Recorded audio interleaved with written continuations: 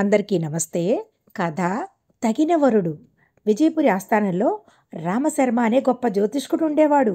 ఒకనాటి సూర్యోదయం వేళ నదికి వెళ్ళి స్నానం చేసి వస్తుండగా దారి పక్కన ఒక చెట్టు కొమ్మకు ఉరి వేసుకోబోతున్న యువకుడు కనిపించాడు.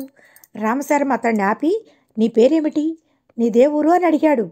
నా పేరు జయసింహుడు, విజయపురి మా ఊరు అని చెప్పాడు.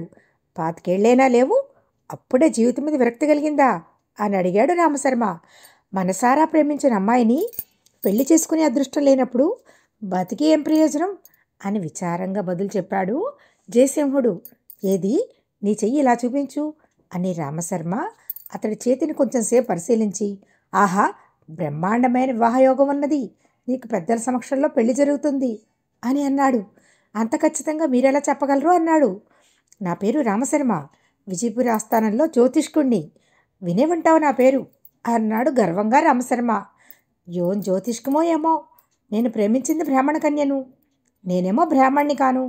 ఆ అమ్మాయి తల్లిదండ్రులు నాకెలా ఇస్తారు చెప్పండి అని అడిగాడు జయసింహుడు. జాతకంలో రాసిపెట్టి ఉండాలి కానీ పెళ్ళికి కులం ఒక ఆటంకమా? వరుడి గుణగణాలు ముఖ్యం కానీ కులంతో పనేమిటయ్యా? ఆ అమ్మాయి తండ్రి మీ పెళ్ళికి తప్పక ఒప్పుకుంటాడులే అన్నాడు రామశర్మ అభయమిస్తూ. ఆ అమ్మాయిది ధనిక కుటుంబం, మేము పేదలం. బీదవాళ్లతో వేయమందడానికి ఆ అమ్మాయి తండ్రి ఎలా ఒప్పుకుంటాడు అన్నాడు జయసింహుడు. రామశర్మ చిరునవ్వు నవ్వి, నీకు కాబోయే మామగారు చాలా ధనికుడు అంటున్నావు, ఆస్తిలో కొంత నీకిచ్చి నిన్ను కూడా ధనికుడిని చేయవచ్చు కదా అని అన్నాడు. అది నిజమే అనుకోండి, కానీ ఆ అమ్మాయి నాన్న రాజాస్థానంలో పెద్ద ఉద్యోగి, నేను బాగా చదువుకున్నాను కానీ ఉద్యోగం లేదు. నిరుద్యోగికి పిల్లనివ్వడానికి ఎవరైనా ఇష్టపడతారా? అదొక సమస్య. కాబోయే మామగారే తన పలుకుబడి ఉపయోగించి నీకు ఆస్థానంలో ఉద్యోగం ఇప్పించి తీరుతాడు అన్నాడు రామశర్మ. జీవితంపై ఆశ లేని నాకు మీ సమాధానాలు జీవం పోసాయి. నేను ప్రేమించిన అమ్మాయితోనే నాకు పెళ్ళవుతుందని ఇప్పుడు నమ్మకం కుదిరింది అంటూ రామశర్మకు సాష్టాంగ నమస్కారం చేశాడు. నువ్వు ప్రేమించిన అమ్మాయి ఎవరు అని అడిగాడు.